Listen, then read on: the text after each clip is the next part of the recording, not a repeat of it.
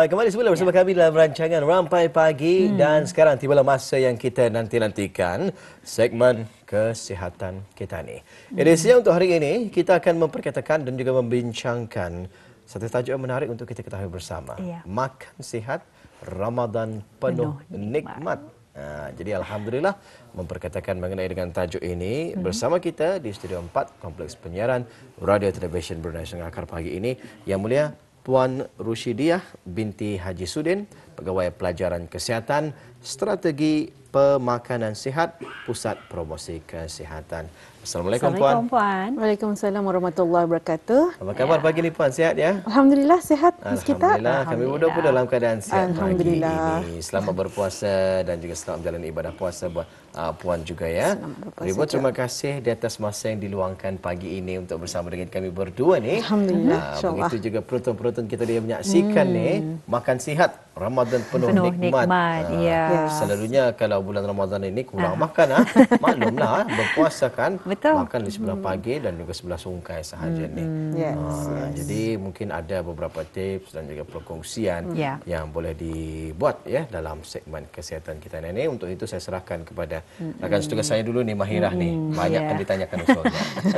Jadi memang betul lah Wani. Sebenarnya memang memilih permakanan ini memang penting ya. Apatah lagi di musim bulan Ramadan ini. Jadi sebagai mukadimah ni Puan, mungkin Puan boleh mengongsikan mengenai dengan kepentingan permakanan sehat dan juga keseimbangan dalam ketika kita ni berpuasa ni Puan. Silakan. Okey, alhamdulillah. Terima kasih.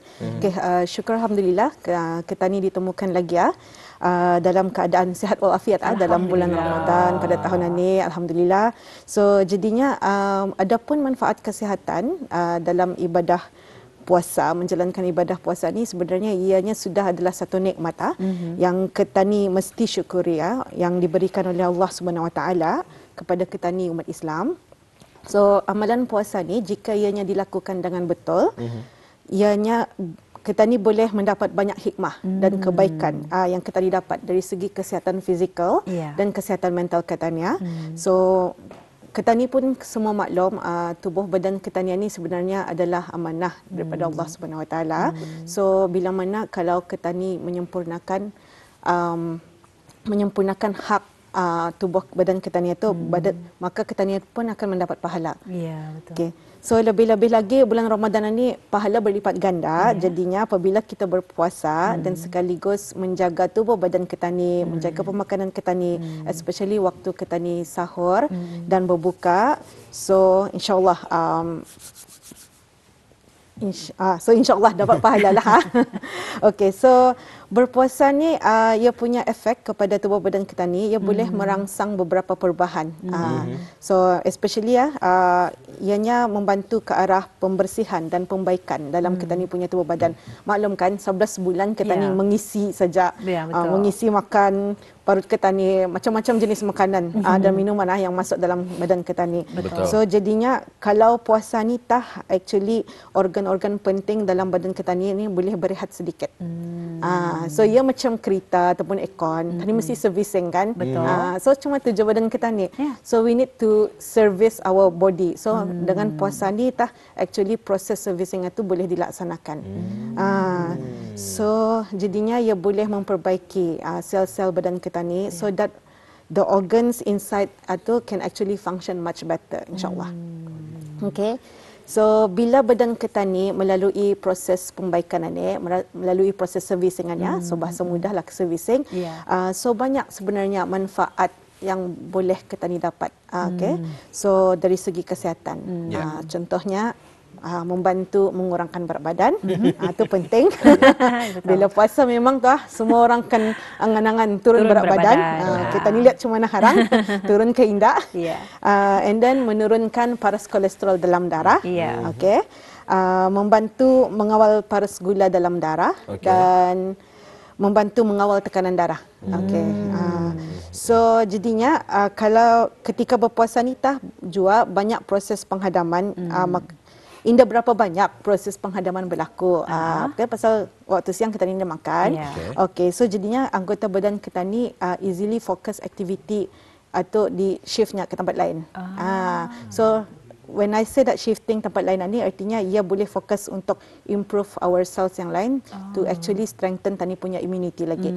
So jadinya usually kalau waktu puasa ni jarang ketani kan damam. Okay. So because ketani punya sistem ketahanan badan menjadi lebih kuat because of the cleansing kan. Ya. Okay. So itah manfaat-manfaat yang saya cakapkan tadi.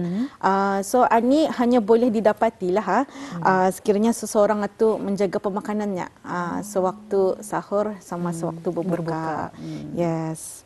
So that's why pentingnya actually pemakanan seimbang lah dan pemakanan sihat ini.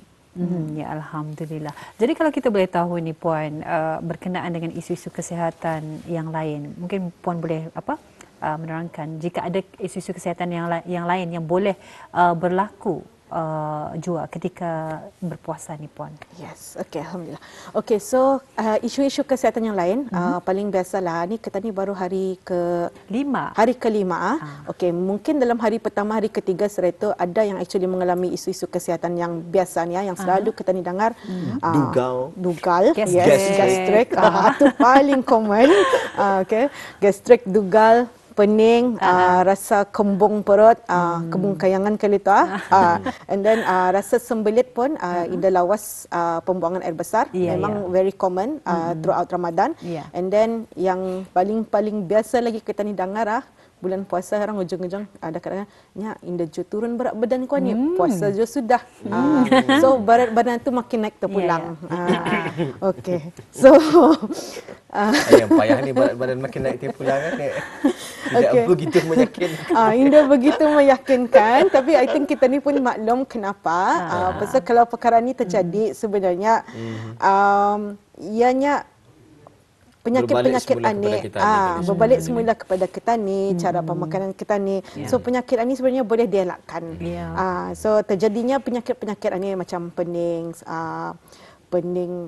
gastric, dugal, sembelit apa ni actually apabila pemilihan makanan dan minuman ketika bersahur atau bersahur ni selalu kena neglectnya dan orang selalu tertunggu-tunggukan sungkai. So pemilihan makanan dan ketika bersahur dan bersukai ni kurang sesuai.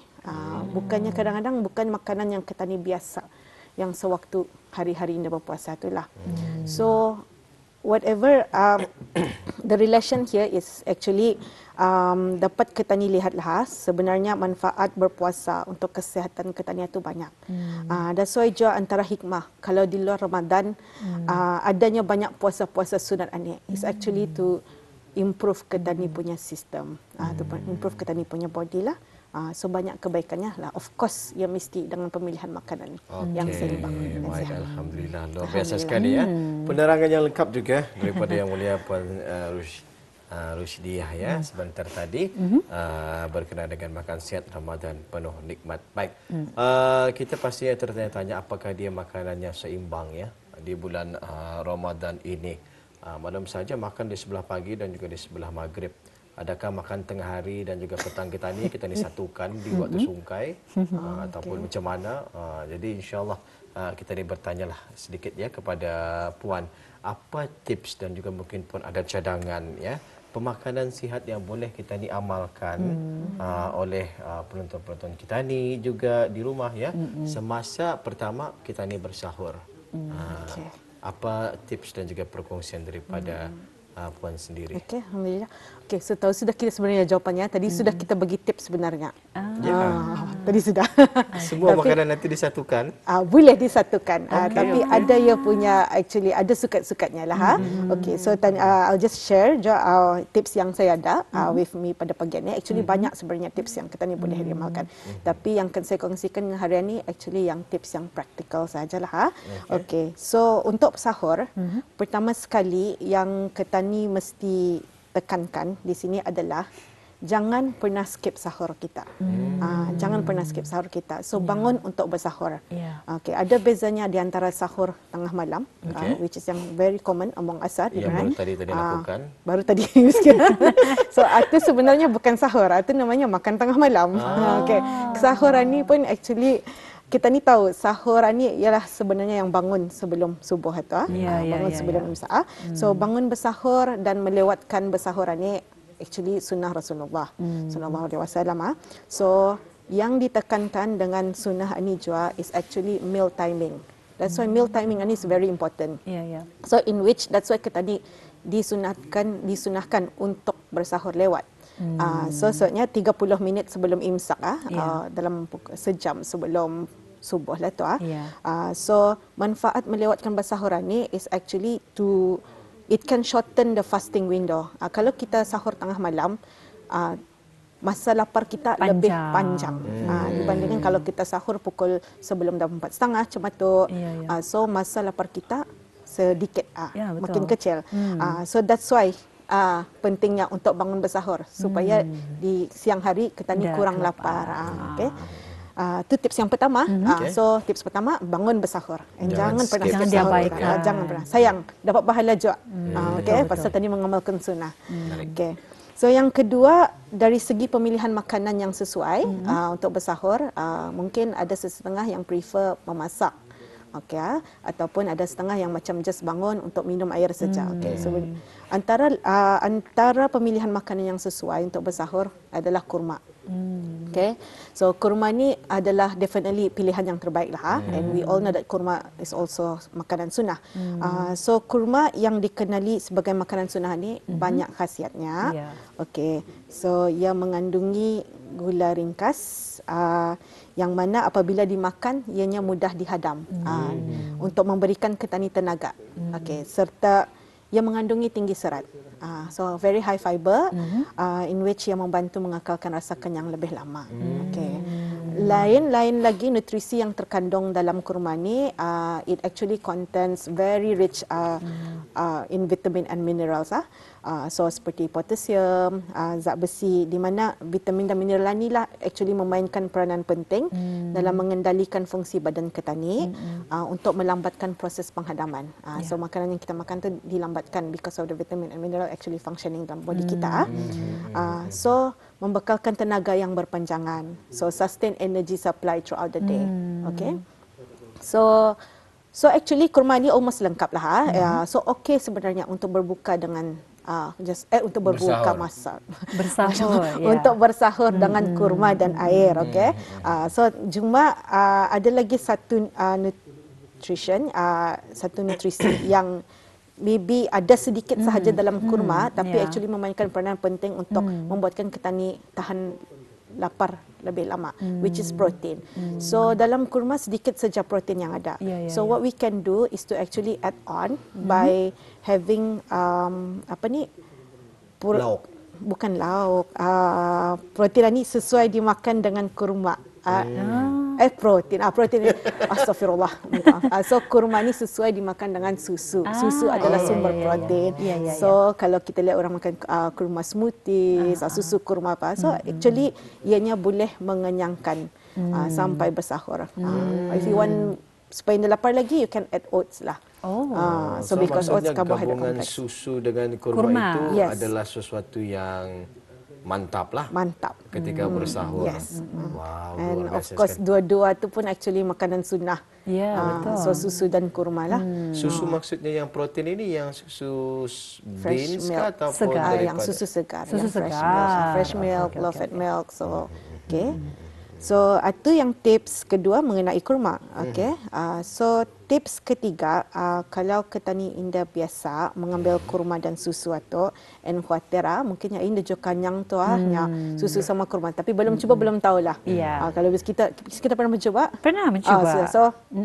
Memang actually, ada yang ready made juga kan? Ada yang ready made. ya, Tapi be semestinya, careful with the one yang ready made ni, yang dalam kotak tu, because they tend to add extra sugars lah. So senang lagi kalau kita buat sendirilah Di rumah ya. Yes. Blender susu. dan kurma. Not much, okay? Nyaman. Okay. So okay, yang ketiga tadi yang macam Tuan cakapkan tadi, kita ni gabungkan. So kalau kita ni dah biasa ngambil kurma dan susu, so senang saja kita boleh makan makanan harian kita yang biasa, makanan yang kita makan sewaktu Indah berpuasa. So tapi untuk sahur kita boleh ambil makanan sarapan pagi kita.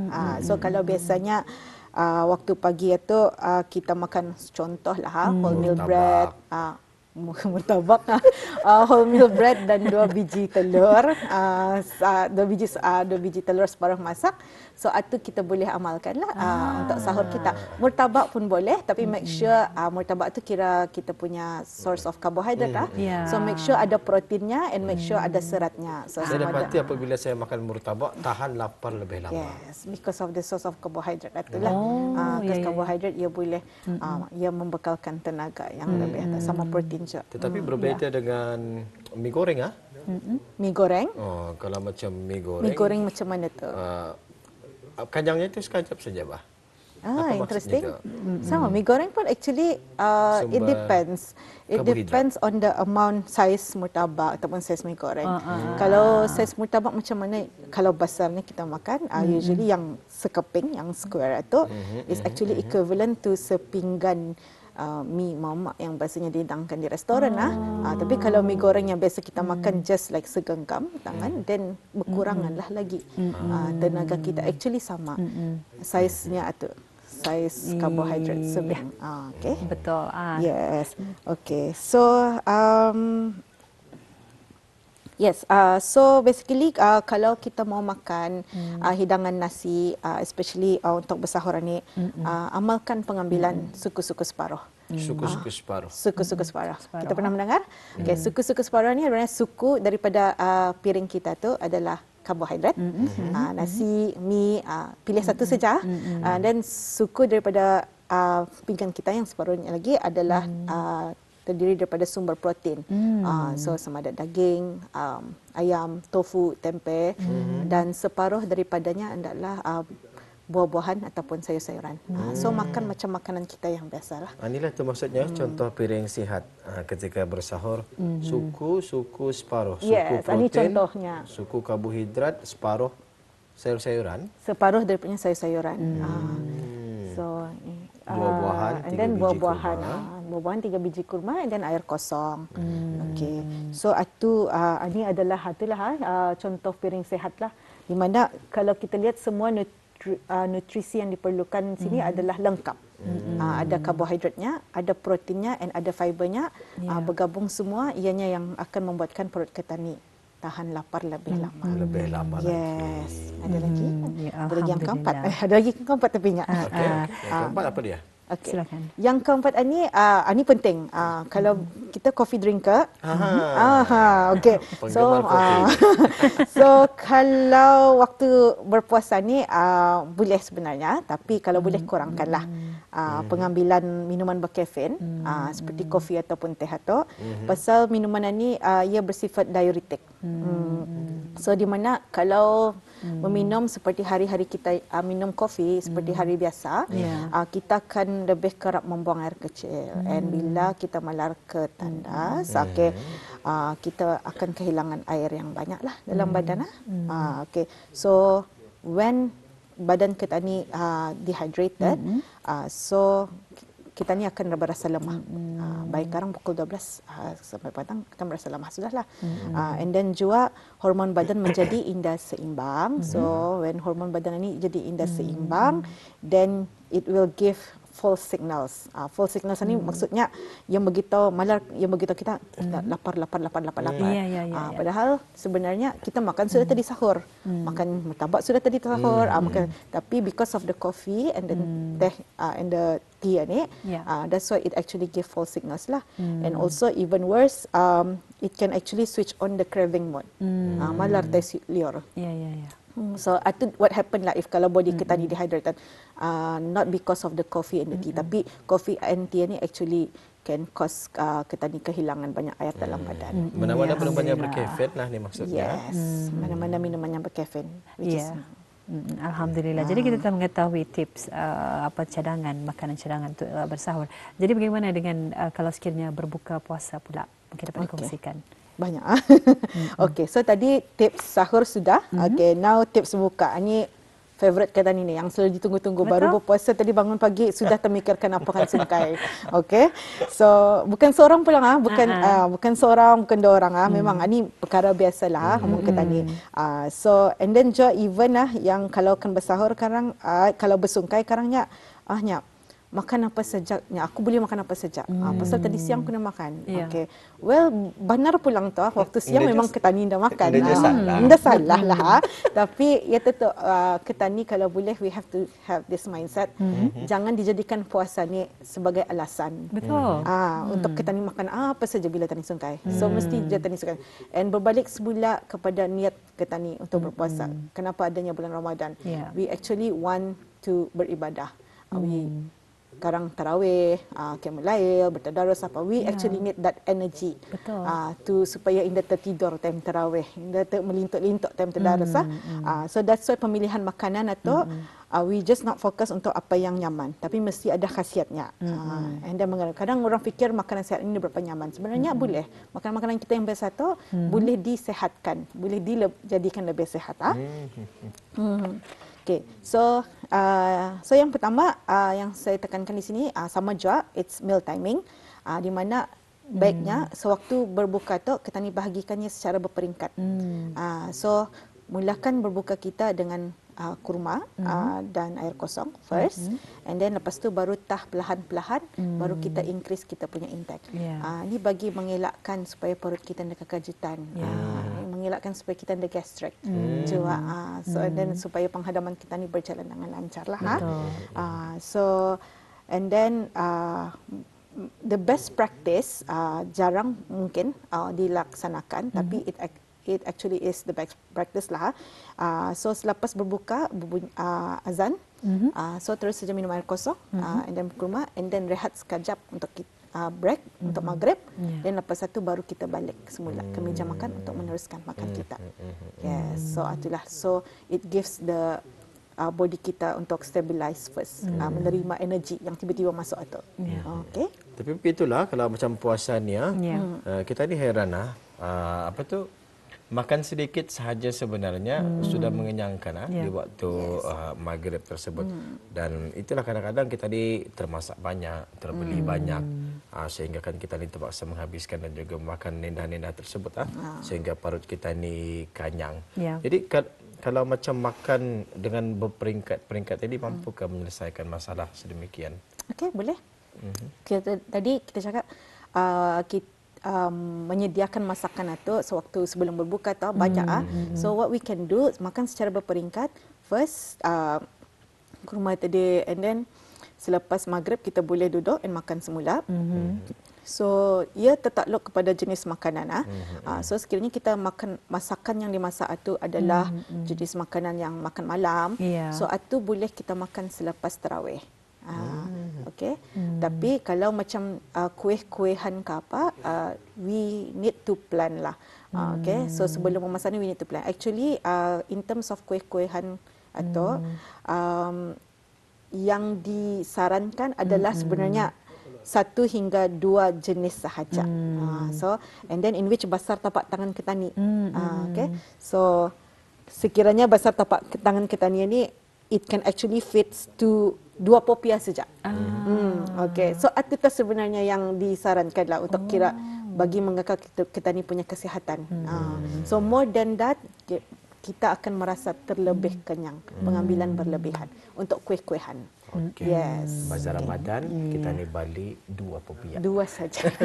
Bukan 2 popiah. 2 jenis hidangan, tapi kita limitkan. Sayang sekali banyak sebenarnya ingin kita tanyakan kepada Yang Mulia Puan, tetapi begitulah ya. Masa sangat mencemburui kita ni sebenarnya ni Puan. Mudah-mudahan selepas ini ada lagi lah ruangan seterusnya untuk membincangkan lagi mengenai dengan perkara ini. Apapun mudah-mudahan penonton-penonton kita ni dapat mengambil manfaat ya daripada apa yang telah pun dikongsikan tadi. InsyaAllah ada kesempatan bersama lagi nanti ya dengan perkongsian yang lain pula. Assalamualaikum Puan. Waalaikumsalam warahmatullahi wabarakatuh.